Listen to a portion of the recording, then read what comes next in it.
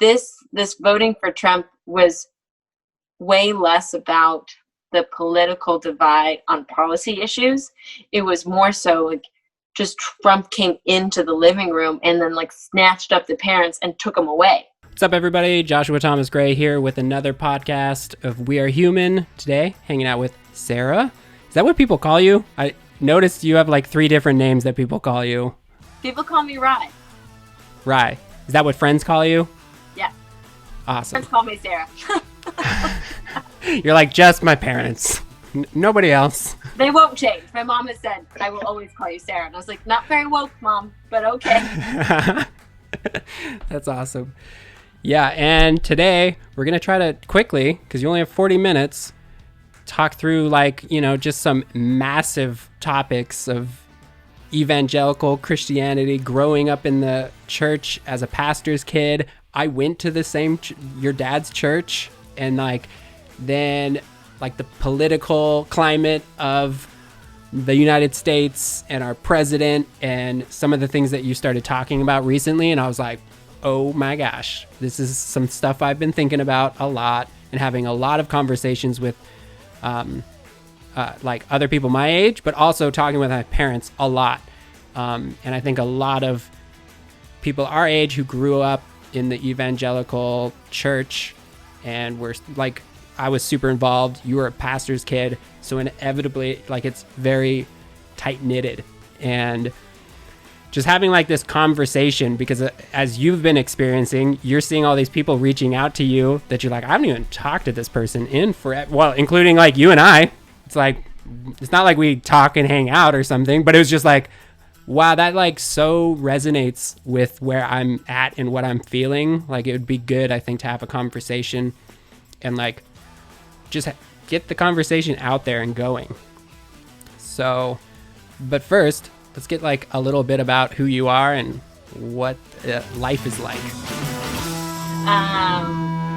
So yeah, pastor's kid. I had my Lynden experience. I don't know if you were raised in Lynden, but I moved to Lynden my 8th grade year.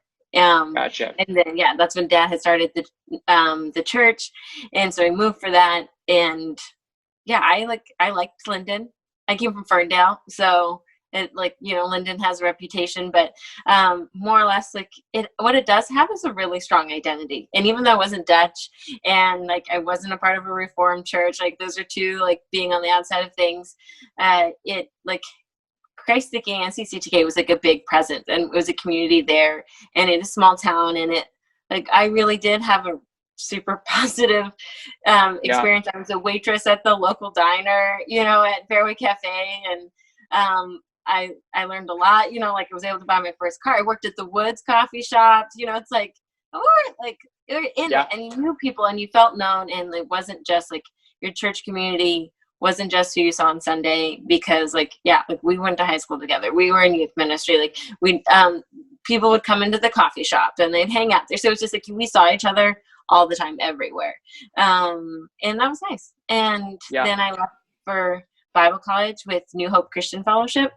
And I went there, and New Hope with Pastor Wayne Cordero, that's at the time was a 16,000 plus mega church. So it was a huge deal. And being part of the ministry there and working more on the young adult college age ministries, and that really shaped my life. And meeting friends there, and again, it was it's not just you go to church. It's I was in Bible college, and then part of Bible college you have to work in ministry, and then you have to attend Sunday, and then I lived with girls that I went to school with. I met someone who was in the youth group ministry, which is the only way to have the sanctioned love, so it's all of your life is that, aside from working restaurant and coffee jobs on the side, which I think honestly was a tether now that I think about it. And then did Youth with a Mission, at 19, did that for a year, traveled more evangelicalism, still super positive experience. I loved my YWAM time. I had been exposed to YWAM for a pretty good amount of time, and so I knew a lot about it. I was maybe more nuanced and critical of it entirely. It wasn't like just a diehard. And that was like kind of what phased me more towards finally getting my master's in theology back at Regent at University of British Columbia, like going kind of back home and studying there, because I realized I had questions and I was becoming a critical thinker. And thankfully, like, my parents were good. And I think having my older sister Liza too go through her phase, because about this point, she had really decided to leave the evangelical faith. Like, and that was hard because she was in youth with a mission and she was a missionary, and that was like her life, and it had been her life for 5 to 7 years.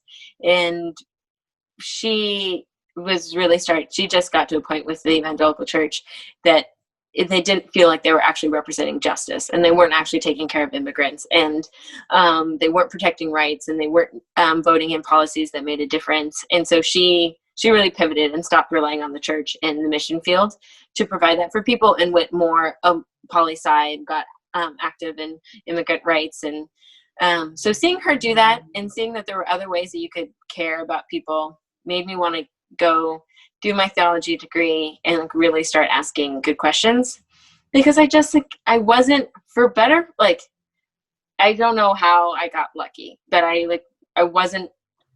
studied theology because I liked asking questions, not because I wanted to know the answer to all of them. I just, like, one question is just going to lead to a bigger one and another one and a deeper one and like so on. And that sounded cool to me because it was inexhaustible. Like, there will always be something to question about faith. So, like, let's get to it. And then I moved to Nebraska in 2016. I was writing my thesis on human interaction with technology, and if it's good or evil or not either of those things. And that was interesting. And then I started hearing, there were these evangelical pastors coming in to the coffee shop to plant a church right across the street, and they were getting to know the community and holding their, meetings or staff meetings in the center table as they do. And I was like, what is it about these freaking evangelical pastors and their tight pants and their cool jackets and their cappuccinos, and they just think that they could set up shop and the coffee shop is here to serve them? I'm just a little bit triggered as a pastor's kid. I'm like, this is not your space. We it feels sometimes like Christians are incognito in coffee shops. I know that most of them are run by Christians and evangelicals, and it's ooh, it's their sneaky way of doing ministry. And I tell my secular friends what's going on. You don't know it, but you're being brainwashed by the pseudo Christian music. And oh my gosh, that's so funny. It's funny because it's so true. It's actually strategic, planning. That's kind of it just kind of happens. But because it's happening, it's we should lean into this. Yeah, it's, it's our safe community development. When secular friends ask me, I'm like, well, we're not going to open a bar. That's too controversial. We can't do that. So coffee is just really safe in the world, but not of the world, which right or I love coffee shops because I think it does make me feel very at home, and I get it. I'm I get people. I'm good at people. I care about them. I'm a greeter, I'm a small group leader. All of these skills that I had growing up and I've developed, I honestly get to manifest and work out at a coffee shop. So it's I get it. Yeah.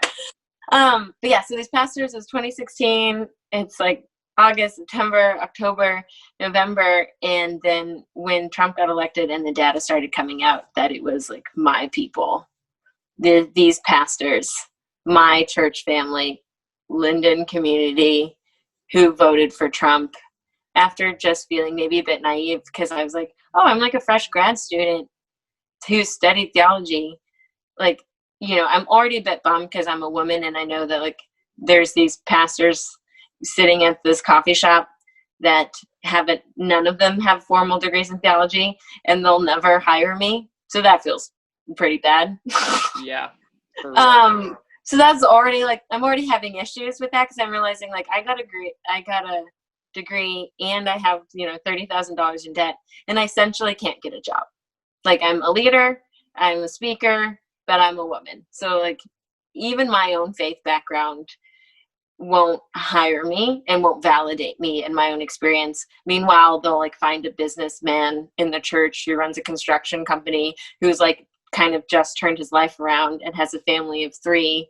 And they'll be like, you know what? I think you've got leadership potential. Let's make you a pastor. And that, I think that might have just been enough for me. But then when they nominated Trump, I was like, well, then now you just don't even think. So now we're really done. I'm personally offended, and now I'm just offended on a whole other level, like aside from just my gender. How you've just like taken what I know to be true from all of my experience and all my study, and then you've just tossed it out. And I, like, because it happened, it's like I just spent the last 4 years trying to figure out what was going on and how they got to do that. And so it's like, then I like switched my thesis entirely, and I was like, I don't want to hate people, and I don't want to hate the community I came from, and I don't want to hate my friends and family, but I have so much anger, bitterness, grief in my heart, like along with Liza. Like, we were up at, when Trump got elected, it was like midnight, 1, 2 in the morning for me. I was at my gay neighbor's house, sitting on the couch, getting too wasted and just like so sad, and they're just sitting there like, what if we can't ever get married? And I was just like bawling, and I was like, how did everything turn out so awful? And then like spending the next 3 months like emotionally hungover because I just couldn't believe that my people did it. And here I was like, my people hurt my friends across the street. They don't even know them. They don't know how beautiful the relationship is. They have no right to interfere with it. And so Liza and I just kind of like sat in this daze, and I remember like February texting her and being like, I'm just not used to like carrying the emotional burden of politics and of the well-being of my government. Like, as millennials, as like our age group, aside from 9/11, and like we were kind of too young with the Iraq war, and like we didn't really have much to do with Bush, and like we just like didn't really have the political grief experience that other generations had. And this kind of felt like the first wave for me. I'm like, oh, this is the first time that I'm actually really concerned and frustrated with what my government is doing. And on top of it, it's my people who've supported it. So like, what do I even do with that? And I honestly just kind of had to like go away for a while. Yeah. There's just nothing nice for you to say. So you're just like, I just need to leave. Yeah. But like with that said, like a lot of them think the total opposite of what you're thinking. They grieved because we had like Obama as a president, and he was the worst thing that's ever happened to America. And then Trump was and still is, despite his rhetoric, despite how he treats people, despite all of the things, the culture that he's creating, despite that, he still is a better option. And I think a lot of people finally are to the point of like, we don't have good options on both sides. I think both sides are finally to the point where they'll both admit, like, we don't have awesome options. But they still full-heartedly believe the opposite of what you're saying. And they're good people. Like, I like these people. And they think that what would be best is more of what we've had the last 4 years. And like all the feelings that you had when he got elected is like, if he loses this election, is how you feel is how they're going to feel. But we kind of want the same thing. So I'm super confused how that's happening. Like how are you experiencing such a different thing, and being very specific in evangelical Christian culture, where it's like this bubble that we know and the people we grew up knowing and the church that we grew up in, like knowing all of that, it's like, how come you feel that strongly about it while the other people feel so strongly in the opposite way that you do? And how do we have a conversation? Like, what did this going away help you process? It was, so being in Nebraska during like from 2016 to like last year, it's like everyone I met my age was raised in the church. Like, yeah. They all just like, it's, conservative red, like,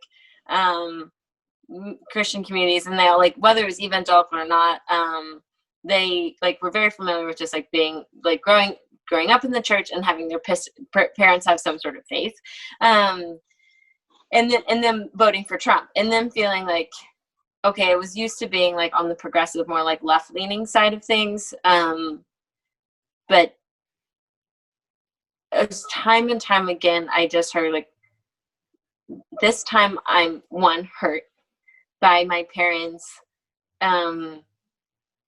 like bypassing the character and values of the Christian faith that I actually still believe in, and that they taught me, and that I'm pretty sure that we agree on. So it's like, I get that they like think differently about abortion than I do. I get that they think differently about gay rights. I get that they even think differently about immigration rights. But I don't understand, like, what about like loving and honesty and kindness and generosity, what, like those things, like those, like that kept us together. And in my adultness, as I grew up too, I felt like I was even more proud of them for those things that they taught me, and I'm honing in on it, and I'm starting to learn more and like appreciate that wisdom. So this voting for Trump was way less about the political divide on policy issues. It was more so like just Trump came into the living room and then like snatched up the parents and took them away. And you're like, wait, what happened to my parents? I'm just starting to get to know them. I need them now. I'm having kids. I'm getting married. Like, I'm trying to buy a house. Like, all of a sudden you took this like source of wisdom and strength, or like, you know, other older Christian loved ones. Like, I'm just learning to lean on them in a new way to help me, like, you know, get through my adult life. And then all of a sudden I can't even engage with them because I feel like the basic values of who I am and how we're supposed to live as humans is like, we don't agree on, and they won't engage me in it.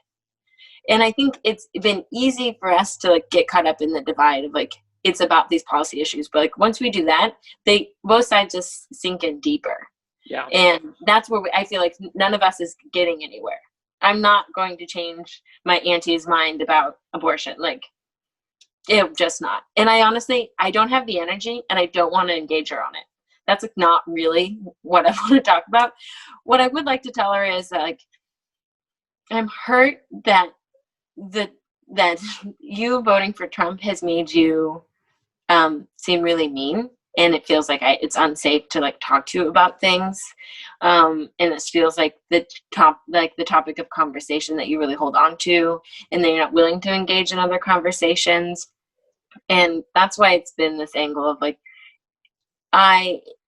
it's not really about policy. Like, it's good, and I think we can talk about that, but before we even try to talk about our differences in policy and politics, I just want you to know that I'm feeling really hurt, and I really miss you, and I'm so confused. Like, I felt like you loved me really genuinely and really sincerely, and now I'm having a hard time loving you, and I've been kind of keeping that to myself for the last few years because you voted for Trump and I didn't know what to do. But I'm worried that if I keep it to myself, like, we actually won't have a relationship anymore. It's gotten to a point where it's like, well, I don't really have to have them in my life. They don't provide for me. They don't, pay for me. So the only reason I have a relationship with you is because I want to. And if this has become such a big thing in our lives, then like, there's just no relationship there anymore.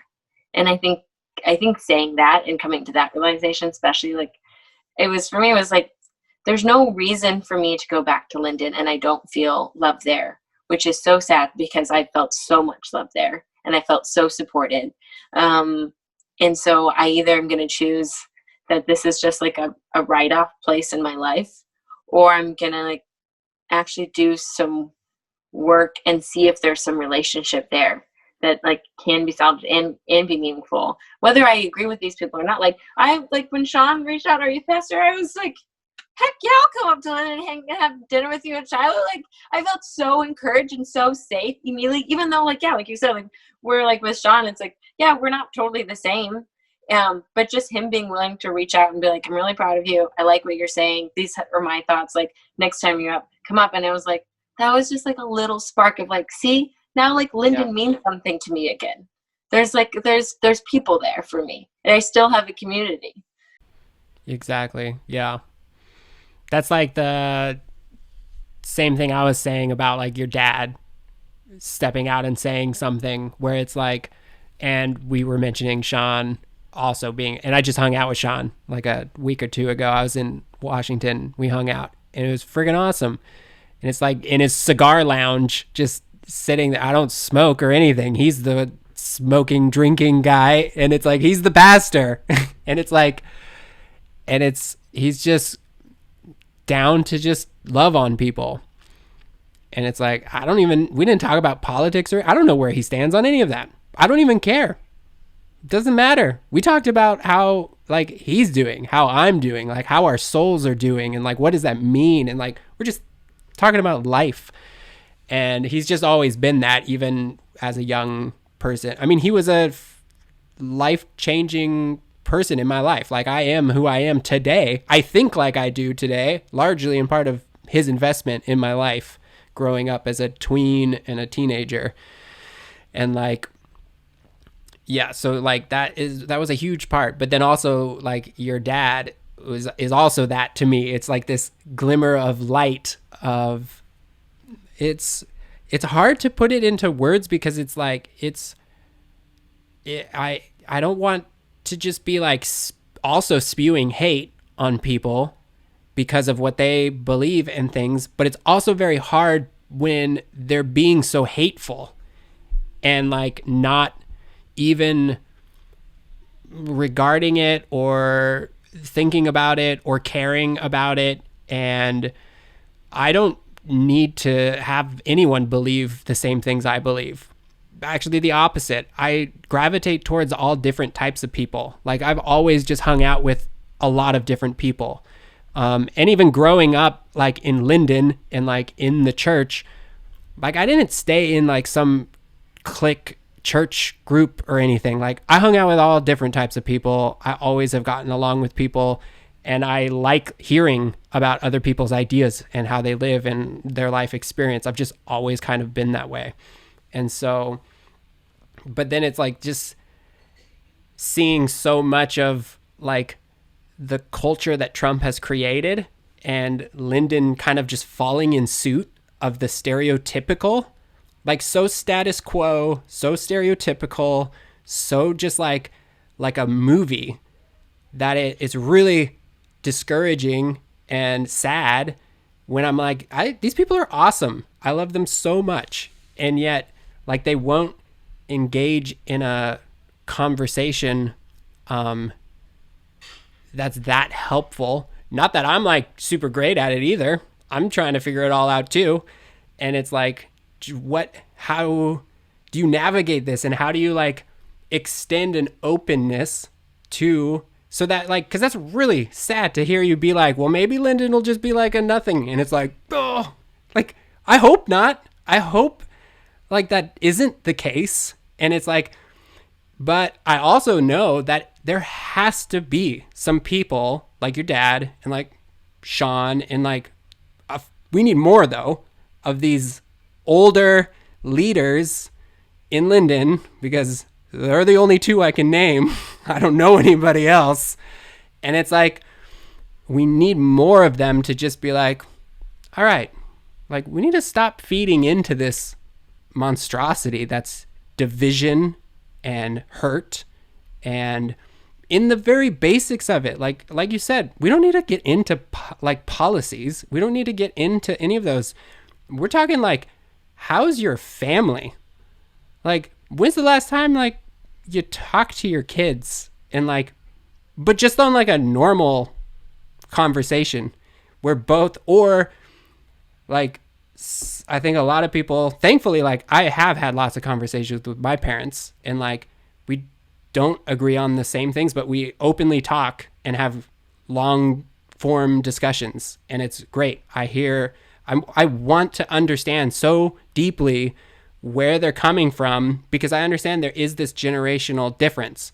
Like I'm not afraid of America becoming communist or Marxism or these things that were very realistic that could have happened, like, and that they went through, that's like deeply ingrained in recent history. And I'm not disregarding like that is impossible or something and we're immune to it, but it's just like that is not top of mind to me. I don't think of China and I'm like, oh my gosh, they're like the worst thing that's ever happened. And like, but I want to understand how, and it makes sense if you just look at our pretty recent history and how they grew up, and then more specifically, evangelical Christianity and how it's on a decline. Like our parents' culture is on a decline. It's dying. And unfortunately, it feels like this is kind of a last ditch effort as opposed to just like pumping the brakes and like listening to the younger generation and being like, oh, okay, like we see and hear what you're saying. Instead, it kind of feels like they just like cranked it to 1,000 and they're just like, we're just gonna try to power through this and survive. And it's totally gonna destroy the thing that like raised me and like gave me my morals and gave me my identity and like helped foster me into like a functioning person in society. And it's super sad. And I'm like, no, we don't want you to die and to go away and to like just go into your corner and try to like limp your way through this. Like we want to be a part of your lives. We want to be a part of the like what this looks like moving forward. But it also should be like, take a clue that no young people want to be associated with you. So like just don't get too hurt about it because they're also hurt. Like what you were talking about. Both sides are hurt. One of them though is dying. So I think the younger generation really needs to like both ways. They're physically dying because they're old, and two, like their actual culture is getting smaller and smaller and smaller. And now on top of that, like they're also getting made fun of. They're getting labeled as stupid and all of this. Evangelical Christians were the smart, savvy business like pioneers. Like it was in the heyday, it was legit. They were like very progressive. They were really in America, like it's old, but like in America, like what we see as evangelical Christianity, like that whole wave. So it's easy if you think about it to see like where they're coming from, but where I'm still like not having much success is figuring out how do we bridge the gap to like get them to acknowledge that they don't know everything. But it's crazy because I'm not trying to come at it like I know everything. I'm just saying, hey, I don't know everything. But then it still feels like you get faced with a wall, but then again, I'm like, well, I understand. Like you're trying to like save your culture, which is a big deal.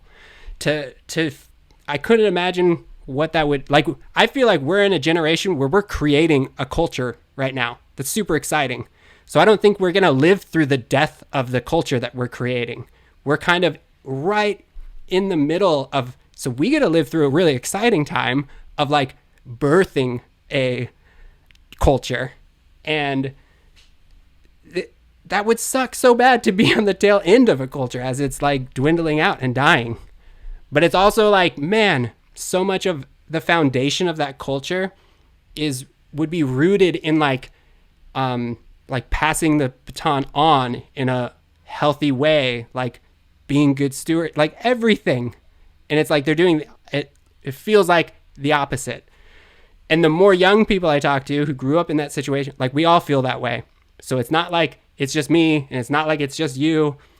And that's where it's getting me to want to try even more of like, how do we have conversations with our parents and other people that we have in our lives that fall in that category? Like, how do we bridge that gap?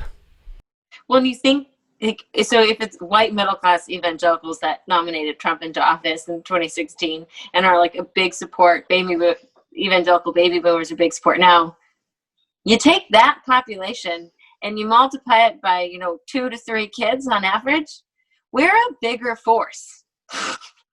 Right. And there's a lot of us who feel like, and I do feel like it's predominantly, or like a majority of us that do feel like the church, the evangelical church, doesn't look like me. It doesn't reflect the values and beliefs that I have. It doesn't love people that I love the way that I think they deserve to be loved. And they're not engaged in social issues that are really important to me. So then, like, I don't go to church because I don't understand what the value is of like a 10 o'clock physical service right now for an hour. Like, we just don't really think that way anymore. It's not relevant to us. Like, I mean, for both of us, we like spent hours and hours at a church, doing church service. And like,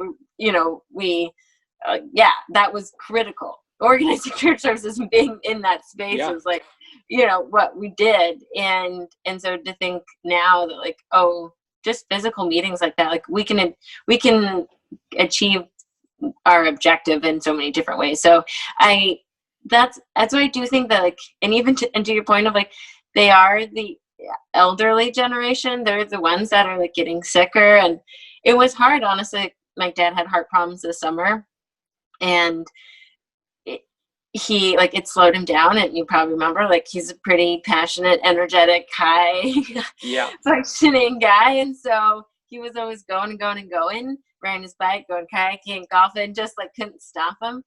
And he, like, with the heart condition, like, it did slow him down. And it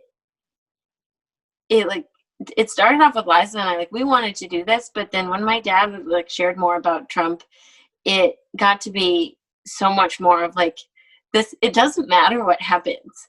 What matters is like, we got to spend this time talking to our dad and like developing a relationship with him in a way that honestly, as like a pastor's kid, we didn't get to have.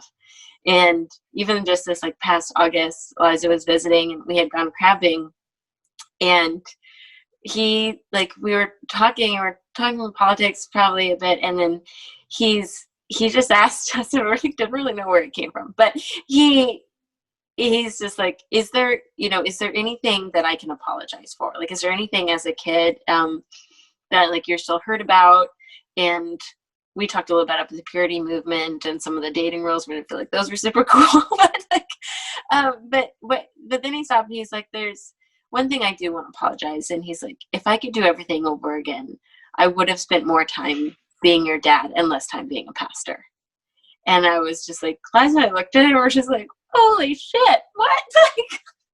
like that. I mean, like, that is who you are to us. And like, we would have loved for you to say that to us before, because we did feel like we were just sheep in his flock and members of the congregation. And like, we were raised like how everybody, like, like you got my dad the way that I got my dad, and and so this, like, for us, it's just been weird that politics has just been like a bonding thing for us to get to these other things of like, I don't care. I get to have my dad, and I never got to have my dad. And I actually get to work on something with my dad. And I'm getting this wisdom from, and then even like so totally out of left field a little bit, my mom's coming in with some hot wisdom and just been like, let's talk about gay people. And I'm like, what? No. She's like, I want in on it. She literally joined the Zoom call and her hair was wet. She's going to kill me for saying this. Our first video for New Mom Majority. She's like, I just wanted to be a part of it. And I was like, well, Mom, you're on the video, so you're going to be recorded. She's like, my hair's wet. It's not even done. That's awesome. Like, well, Mom, you got a voice. And so you're going to share. And it's like, even that has been so meaningful because like she was a pastor's wife. She wasn't a pastor, but in the last like 5 to 10 years, she started like communicating like as like being in ministry and like owning her own role and owning her own leadership role. And so I don't know, I think that got on a tangent, but I do think that it's on us as the like millennial generation, and because there's more of us and because we're more confused and we're more like, we have this longing of like, we see our parents and we're like, we're trying to partner up, we're trying to have kids, we're trying to do these things because we realize our parents are only going to be in our lives for a decade or two more probably. And we want to get everything we can out of them. And so Trump has just felt like this is like machete in the middle of it. It's just like, nope, you don't get them. And it's just like, no. Like, I want them. I love them. It's like, especially if we're lucky enough to have a relationship. And even if we're not, we want just a little bit of it. Like, we would love to maybe just repair some of it. And so we got to do it. We got to go back and we got to say that, like, no, you matter to us and we love you and we choose you and we choose a relationship with you. But this, if I'm being really honest, like, Trump and, you aligning yourself with someone who doesn't represent Christianity or the faith, like you taught me, is super confusing, and it's really hurtful. And that is big enough that it would ruin this relationship potential, this friendship that we could potentially have with each other. And that makes me sad. And so like, it's so meaningful to me that I'm going to risk bringing it up. And I would even be open to having some like really painfully awkward conversations with you over the dinner table and over the holidays. And even like being able to disagree with you if it meant that like we were still talking and our relationship had value. Right. But yeah. That's all. We're just getting, it's so funny. Like they're getting so sentimental. My dad is like, he always cried, but he's like so soft now and like sweet and tender, and my mom too. And, so it, they just like, they want, and that's what Liza and I felt like. It's like, we're the only people who can reach this generation about evangelicalism and about politics and kind of like how confusing and what's going on. And we're finally old enough that I think that we trust ourselves to like, we don't know everything, but we're getting to be more confident that we know how to ask questions. We do the reflective processing. Like we've made tough choices. We've found partners that we've thought about really hard. We've like made careers for ourselves that took a lot of time and energy, and we've been through painful things. So it's like, we trust ourselves more to be like, no guys, like you're actually, this isn't right. And this is kind of wrong and messed up. And like, we need to talk about it. Like before we were too young. We didn't have that voice and that like respect with our parents and that confidence. And I think this, like I kind of said at the beginning, when we're chatting, is like the faith is like the last thing that I haven't really owned in my life, and I haven't like become a grown up in. I'm still like locked in this childhood faith / like the faith that I studied. But as far as like, adult 31-year-old Rye, like what does my faith look like? I'm like, oh, I don't know. I'm going to need a different therapist for that. Like I haven't gone there very well. Like it's just the last thing that I really feel like kind of convicted, to use good religious language, that I have just like not spent like, and then that feels like exactly the same thing that the older generation is doing. Like they're just assuming republicanism. They're just assuming what they were raised with. They're like holding on to their perceived notions of what evangelicalism.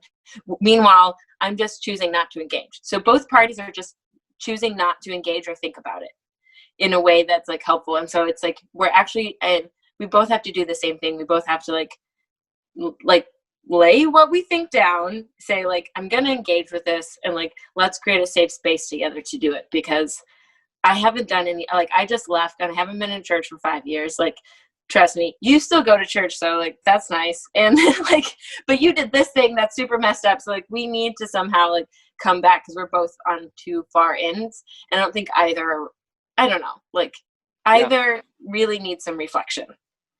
You can not go to church. You can't go to church. And as long as you've thought about it. Right.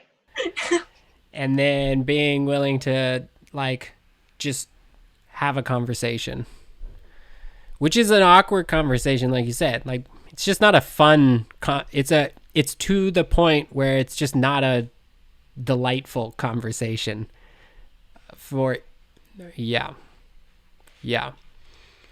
And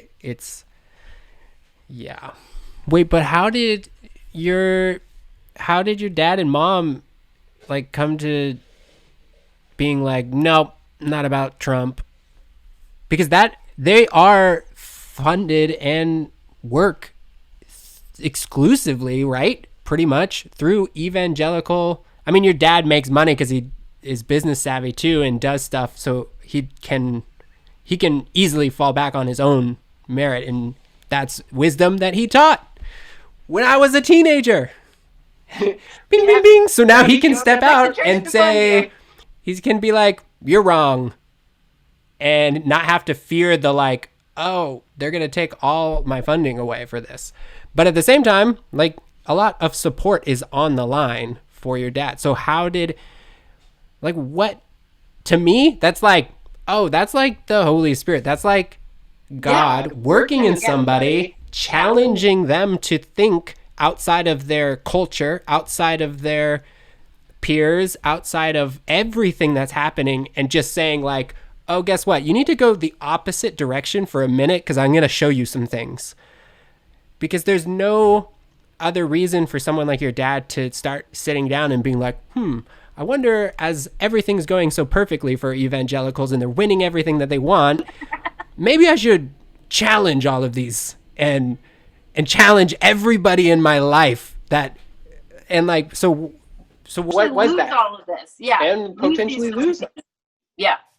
And he has. And it's been really sad to see. And I think that's the other nice thing for them is bonding with like Liza and I and my siblings and stuff. Like, we're his friends now. Yeah. Isn't that cool Yeah. being friends with your parents? It's It's great. just like we like now we hang because like yeah they lost some of their not lost but they just didn't feel understood or like it didn't feel safe for them either, you know, and so they're like, can we come hang out with you, you know, you're like, yeah, for sure, like I get it. You're like, welcome, come.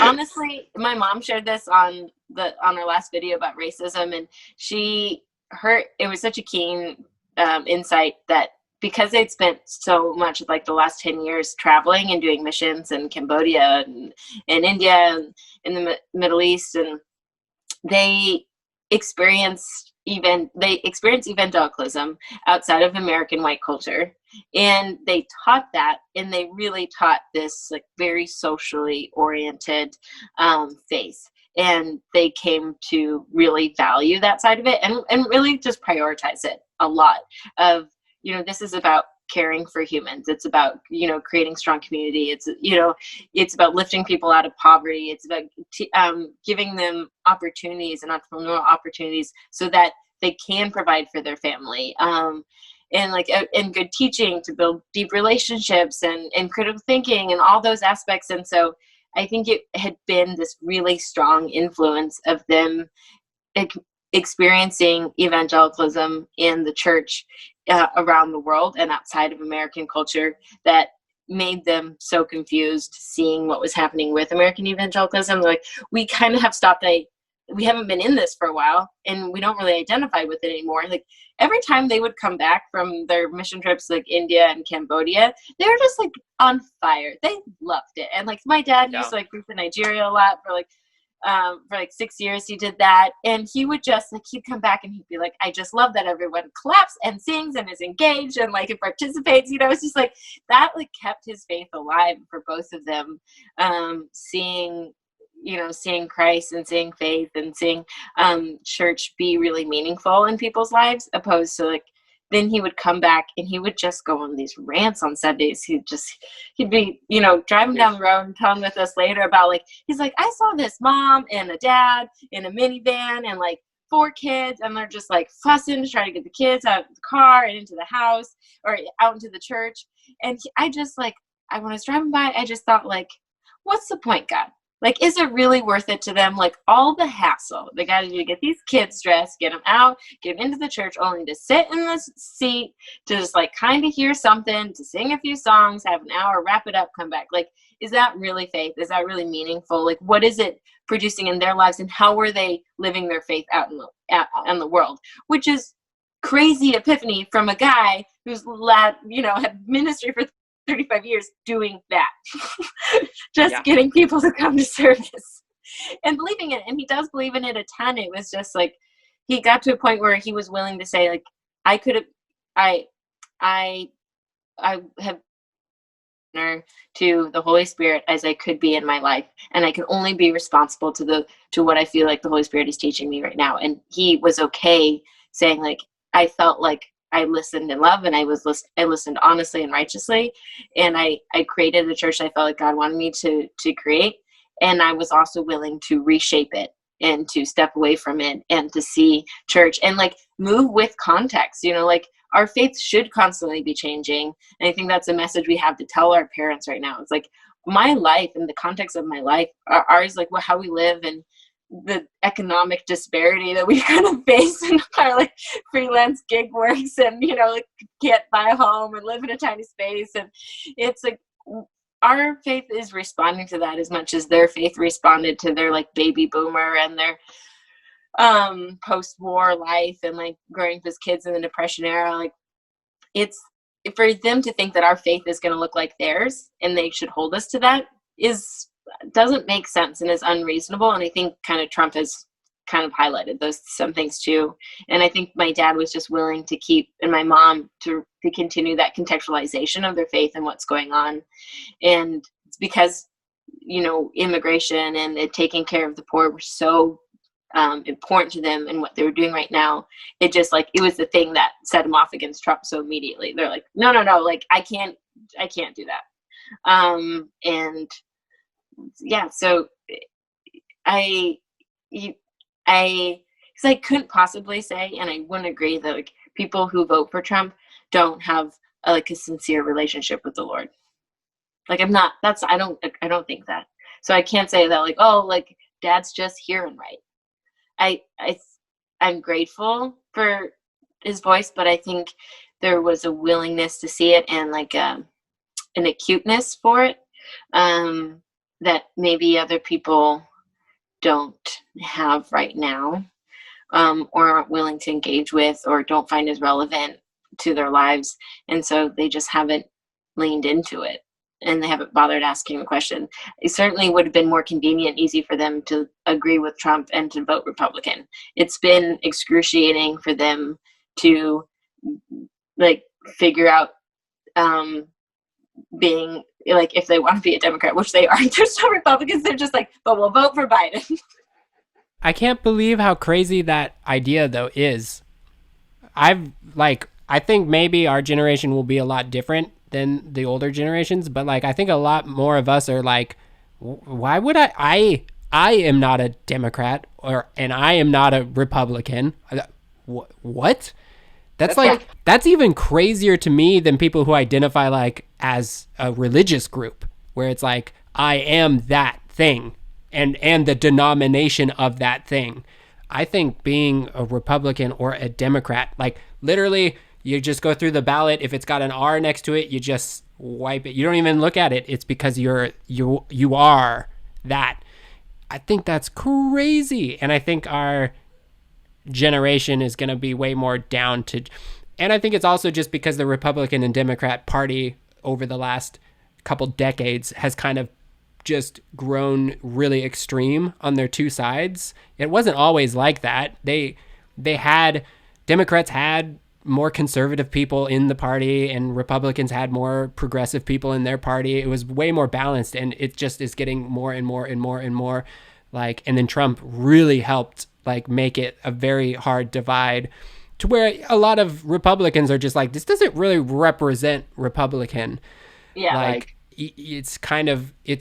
But that's the thing with these parties. They are ever changing. They don't look anything like they did not that long ago. So this might be the new way the Republican Party looks. I don't know. We don't know. We'll see. And even with Biden, Democrats, that'll look different. It's just totally. It's all who knows how things are going to pan out. But the idea where that it's crazy that somebody who would traditionally vote Republican votes Democrat, the fact that that's crazy, I think is not a good, just now if we're talking as Americans, that's just not a good, we live in a democracy. We can vote for whoever we want. You don't have to vote for a Republican or a Democrat. One, we really should be focusing on how the heck do we get somebody who we actually want in. Yeah. The fact that it's basically statistically impossible to elect a president who isn't a Democrat or Republican should make Americans kind of angry at these two political parties who are overreaching and putting themselves in a position where literally they're the only ones. It's one or the other. No one else has a chance, which is how you get a Donald Trump as a Republican. And it's just that's their own doing of how they've set themselves up, how they put policies into place where they're allowed to raise way more money than independent people can. And they do that together too. So it's all these crazy things that I think our generation's going to be very okay to be neither of you. Yeah. I think I had a journalist ask me what do you want out of this?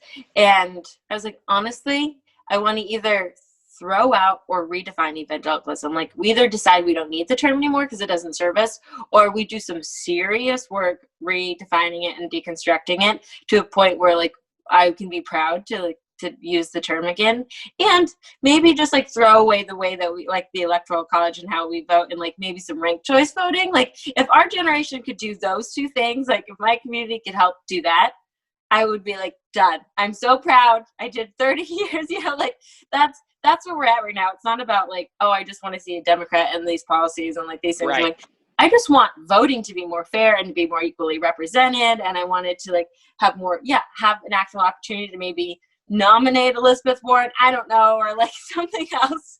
Not two 70-year-old white guys. Like, that would make me proud. And I want to like be able to redefine a faith that I came in, that I grew up with, that was good to me. And if it, like, I'm so much at the point, like, I don't need the term anymore. If the term is too triggering for people, I realize that I'm lucky.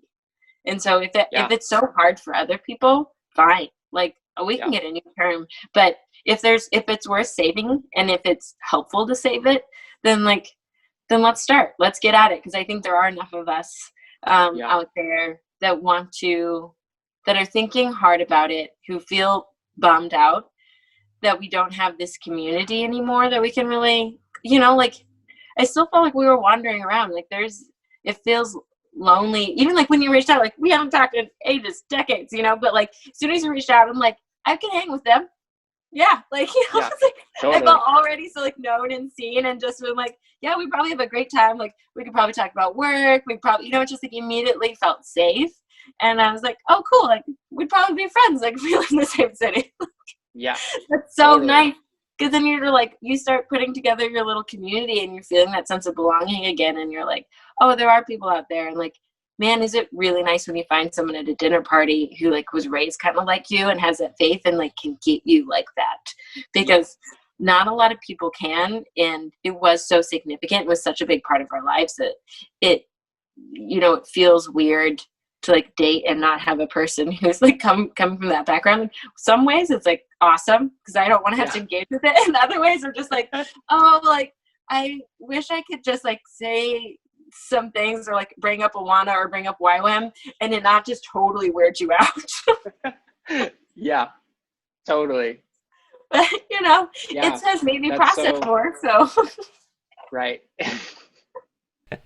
Kristen and I grew up both in Lynden, though she had a much different like childhood growing up, like not in the church and all of that. So that is different. But at the same time, like in our teenage and adult life, we did together, and we've just got to process it together. So that kind of like brings me back to like, we are currently creating a culture. Yeah. And I think we have our own culture. It's totally different than like what we youth group and what our life was like 15 years ago. We were part of a totally different culture, and that culture is the one that is going out. But I feel the same way that you do, where it's like, I would like that to not be a bad thing. And I want more people like you and I to have conversations of like, how can we support our, like, the older generation who made us who we are, and not just crap all over everything that they did, and make them feel terrible, and make them put walls up, and make them fight to the death, because they will. Like, they are a generation that will not just stand by. Yes, they're proud, they're strong, they're feisty. Like, I mean, like your dad was, he literally would just some Sundays just be yelling about how horrible we were, in such a good way, in such a great, it was fantastic. But like, if we don't have the insight to realize what's happening, because it's currently happening. So most people, I don't think our age realizes that we are creating culture. It's coming. We will be the birth of this new culture, which is also, it's because of the death of a different culture. Sure. And there's an opportunity to have it be more of a handoff and have some legacy, but in a good way.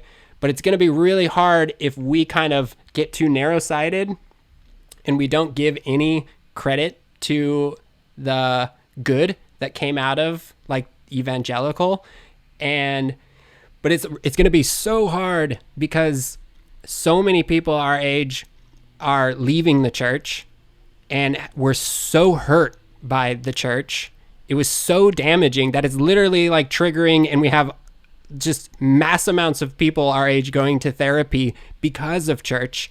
And then that makes other people question like how, if that mess is coming out of that, like what.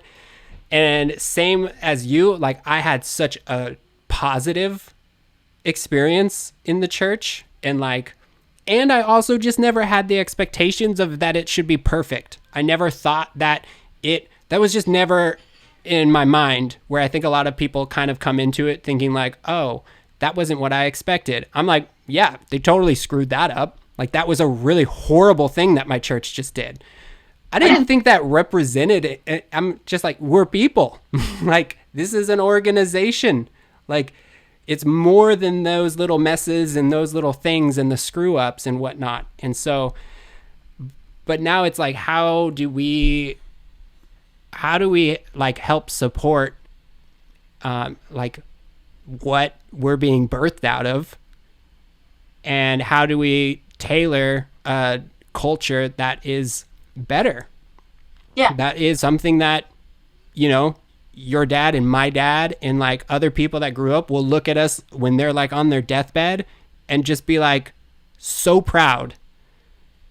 And it doesn't, not because it looks like what they were building or what they were a part of, but they're just so proud of the direction. Not that we need that, but I'm just, how cool would it be? Yeah. You know what I'm saying? I do think, because it's like, we're not trying to swing so hard the other way that we make, you know, like mistakes on the other side of the pendulum. Like we do recognize that hearing from them and having their correction and their wisdom and their mentorship, like would help us shape this new culture in a way that's really meaningful. And also like, I want to support your legacy too. So like, please like be with me in this. Like I'm going to be living through it more, but I want your experiences imbued in it. I want that to impact the, you know, the decisions and the way that this looks like. And yeah, that is like meaningful and important and necessary if we're going to do it and do something that's really good and create something, a new culture that is really valuable. We need that insight.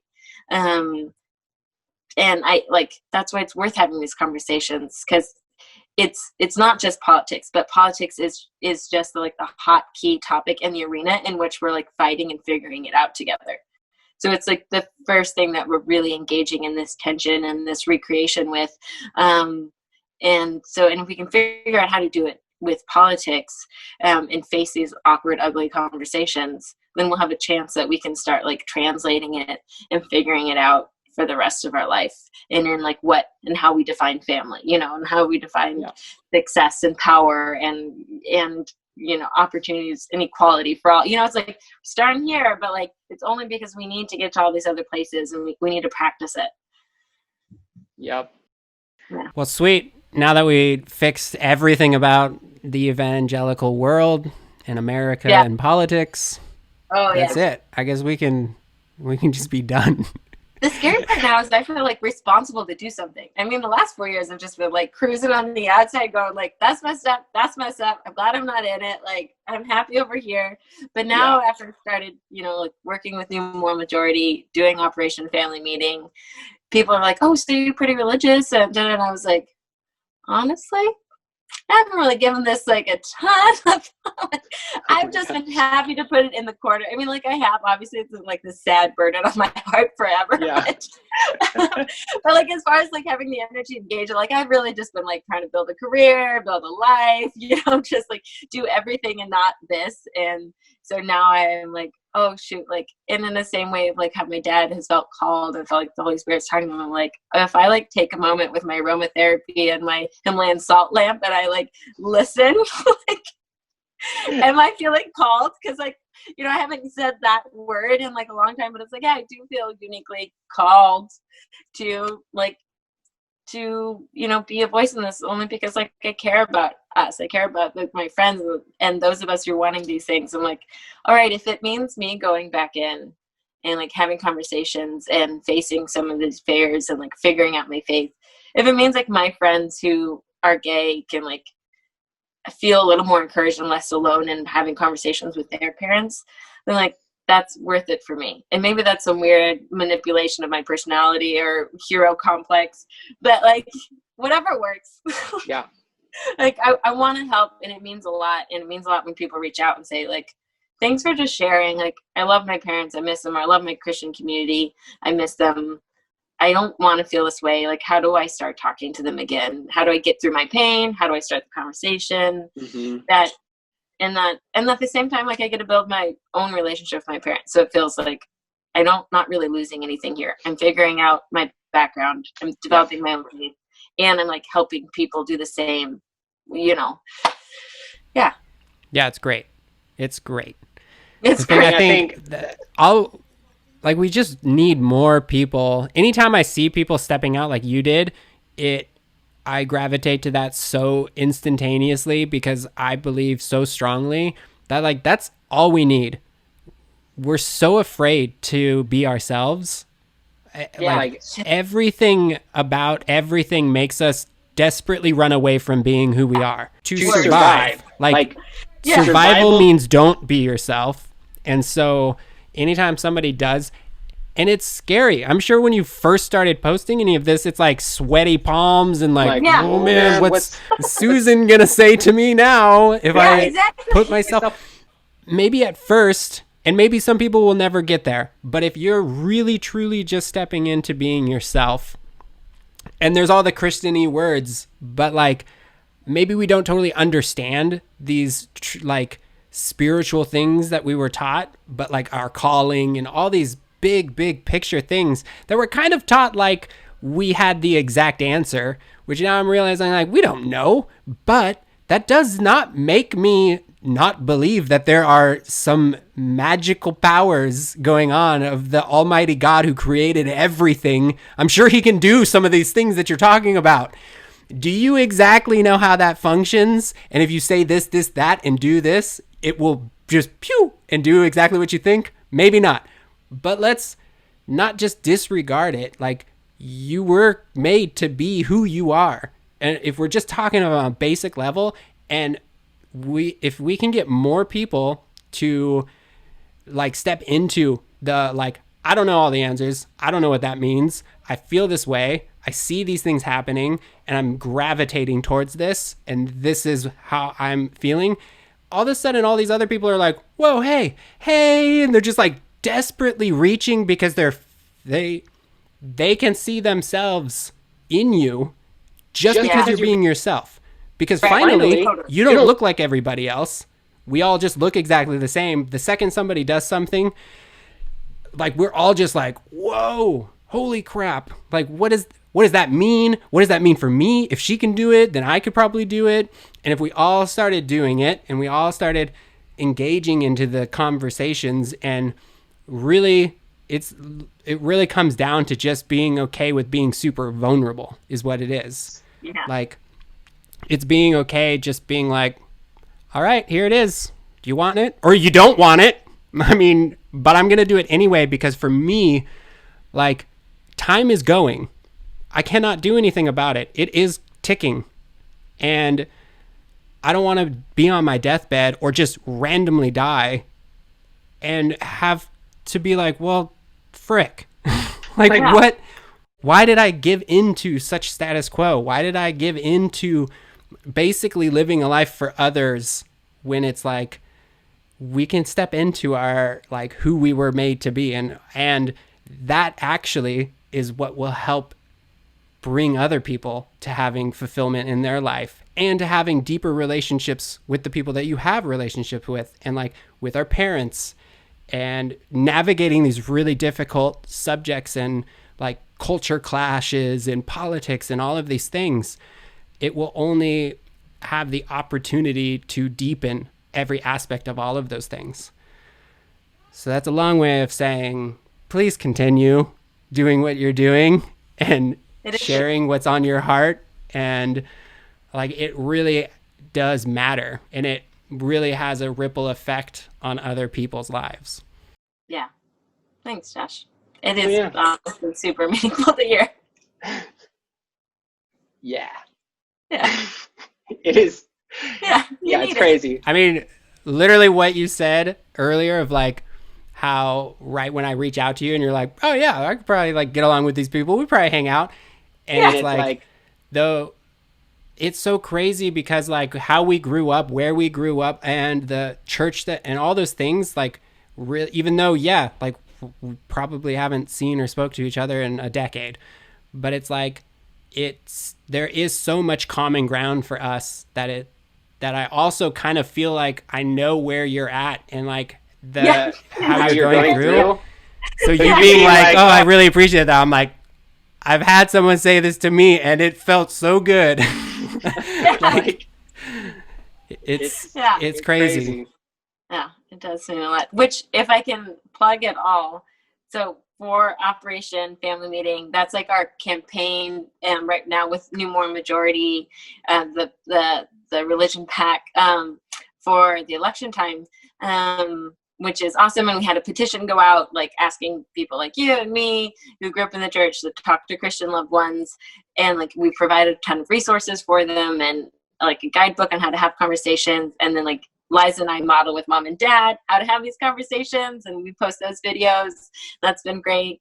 And the next kind of thing, as we've like heard from people, we really want to like collect stories and experiences and start like just getting information, because like you mentioned, we are forming a new culture, and we're at this critical point of like, how does our faith inform our politics, and like how do we define evangelicalism, and like, what kind of faith does this generation want? And so, so we want people to reach out. We want people to be willing to share their stories with us, even if it's just like, tell me a bit about your experience, like how you were in the church, maybe aren't in the church, and you're like what you're trying to figure out now. Whether or not, it just felt like a lot of us started to find our voice because of Trump and have that boldness and confidence to start saying something. But it was already there. That was just like an instigating factor or scenario that let us like kind of rise up and be like, whoa, whoa, whoa, whoa, whoa, not any longer, guys. So if anybody can go to New Moral Majority and support Operation Family Meeting, we'd love to reach out and then just like start getting some serious data on us. Like that's how we do, we just like, we need to collect that data of like, so that we can understand like, how do we relate to each other? How do we like resonate with one another about where our faith is at? Because I think it's a big thing that we're just starting to have the energy to think about again. And I think maybe that's a big thing for us. We're like, things are not so crazy. Maybe we have a job, maybe we have a steady family. It's like, all right, I actually have some bandwidth or a real longing to like look back at my childhood faith and start creating an adult faith, whatever that means. Yeah. Okay, so what should people do? Go to a website or go to Instagram, or where? They can go to newmoralmajority.org. And they can look up Operation Family Meeting, or they can go to my Instagram, Rye Ryan, and all the information is there. And just sign the petition. We'll get your email that way. Then we can send out a ton of like this resource about how to have a good conversation. You can like check our YouTube videos out, our Operation Family Meetings with my family, and then just get connected with me and with New Moral Majority and with Liza, and just not feel alone anymore, be with other people who get you. Yes. That's awesome. Yeah. Sweet.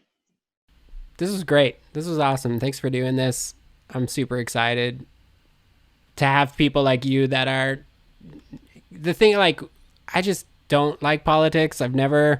But like you were saying, sorry, as we're wrapping the conversation, I'm just like jumping back, and you're supposed to be gone like 20 minutes ago. I'll try to say this quickly. It's just like, it doesn't ever seem to be productive in bringing people together. So I've just stayed away from it. Actually, it's very similar to like being a Christian. I don't sing to the choir. That makes no sense to me, to just project onto people who already believe what I believe. And in fact, the thing that I believe is to be with people who don't believe what I believe. And it's like, and just be a person and like love them and stuff like that. And so like religion and politics have both kind of basically been in the same. It's like my life should show people what I believe. I don't need to like spew out all the things that I think. However, with that said, there was like a tipping point with Trump more recently, and it was just like, okay, like, no, we need to have conversations. And then like seeing the response and being like, what? I didn't even know you felt that way or thought that. Like that's the opposite of what I believe and think. But I thought we kind of thought the same thing. And then it's like, it gets deeper and deeper and deeper and more and more and more like, oh, so we're like way different on these thoughts. And so trying to figure out like what all that means. But it's gotten to that point where it's like, no, it's no longer like okay to just like not have conversations. I don't think everybody needs to get on a podcast and like talk about it in public, but it's like, it's gotten to the point where like people like us do need to talk about it so that we in our age group and how we're feeling can be like, oh my gosh, there's other people that feel this way. But then we also need to be talking and educating and bringing together of like, how do we talk to our parents? How do we talk to these other people? Like, because we want relationships with them. We want to like show them like, hey, we think you're wrong. Yeah. How do we, like how, yes. It's like, how do I love, respect, and desire a relationship with you? And like, kind of be like, yo, like, this is why I think that's wrong for the first time. And I've never cared about politics and stuff before. But now it's like, all of a sudden I'm trying to care because it's like, it kind of actually is mattering now. And I guess it kind of always had, but I just didn't have to know it because I'm a white male who grew up in America. So it was pretty easy for me to not have to know any of these things. Same. White and female. so, right. Yeah, it's pretty great. It's pretty awesome.